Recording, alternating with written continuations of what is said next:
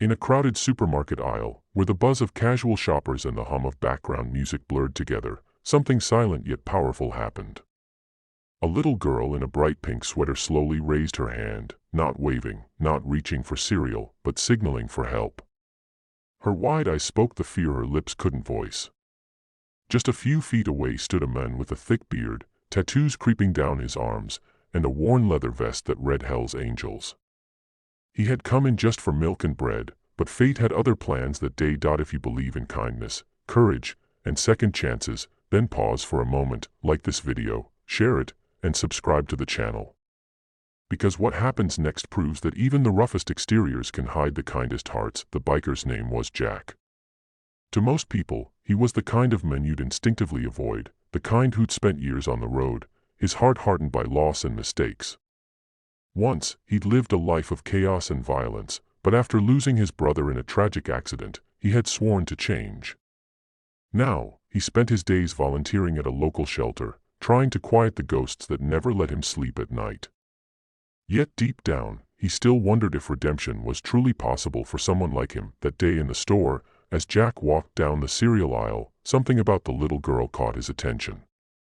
Her small hand, trembling in the air. Her eyes darting between the men beside her, who seemed to grip her wrist just a little too tightly, and the rest of the world, hoping someone would notice. At first, Jack wasn't sure. But then he remembered something he'd once read, about the child rescue hand signal: palm out, fingers up, thumb tucked in, then fingers closed over the thumb. It was a silent plea for help, and she was doing it. Right there. In front of everyone. No one else saw it, but Jack did. A jolt of adrenaline surged through his veins. The air around him seemed to freeze as his instincts kicked in. Years ago, he might have turned away, telling himself it wasn't his business. But not anymore. Not after all he'd lost. Not when a child needed him. Jack pretended to keep browsing the cereal boxes, keeping the men and the girl in his peripheral vision.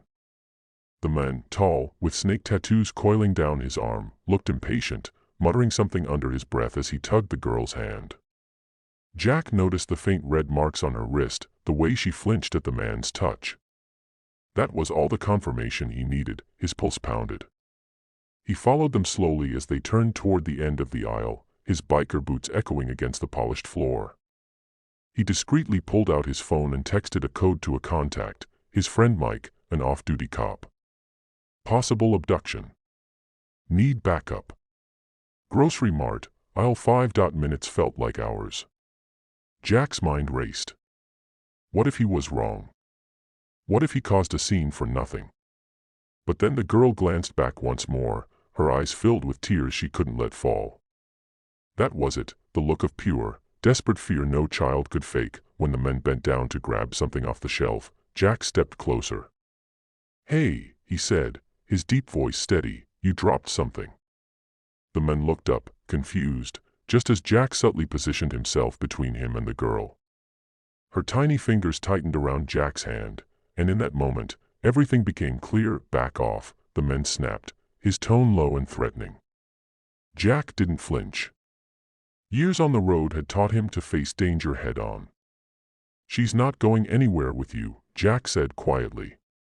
His hand went to the phone still in his vest pocket, thumb hovering over the emergency call button. Within moments, other shoppers began to notice the tension. The men tried to pull the girl away, but Jack blocked his path, his stance wide, unyielding. "You might want to let her go," Jack warned, his voice calm but deadly serious. The men cursed and tried to shove past him, but before he could, the sound of sirens echoed faintly outside. Mike and the responding officers rushed in, taking control of the situation. The man was detained, and the truth unraveled in minutes: he wasn't her father. He was a family acquaintance who had abducted her from a nearby playground. The little girl's silent plea had saved her life. When the chaos settled, Jack knelt beside her. She looked up at him, eyes red from crying, and whispered, "Thank you." Jack's throat tightened. For the first time in years, he felt something pure, not regret, not guilt, but purpose. That little girl reminded him that even the darkest pasts can be rewritten with a single act of courage. As the police led the men away, one officer clapped Jack on the shoulder. You did good, he said. Jack just nodded, his eyes following the girl as she was reunited with her mother moments later. The woman collapsed in tears, clutching her daughter as if she'd never let go again. Jack quietly turned and walked out, the sound of their sobs echoing behind him. He didn't stay for praise or thanks, he never did. The road had taught him that real heroes don't need recognition. They just do what's right and move on. Outside, the sky was turning gold with evening light. Jack stood beside his Harley, looking at his reflection in the chrome. For the first time in years, he didn't see the man he used to be, the one who'd made mistakes, who'd hurt people, who thought he was beyond saving. He saw something different. A protector. A man who had finally done something that mattered. As he started his bike, the rumble echoed through the parking lot, loud, raw, alive. He took one last look back at the store, where the little girl waved at him from the entrance. Jack lifted 2 fingers to his helmet in silent acknowledgement, then rode off into the sunset, the engine roaring like thunder beneath him. He didn't need to look back. He knew he'd just changed 2 lives, hers and his own. If this story touched your heart, please like, share, and subscribe. Let it remind the world that heroes come in all forms, even in leather jackets and tattooed hands. Speech balloon. Before you go, comment below, what would you have done if you saw that little hand raised for help? Because sometimes, the bravest thing we can do is simply notice.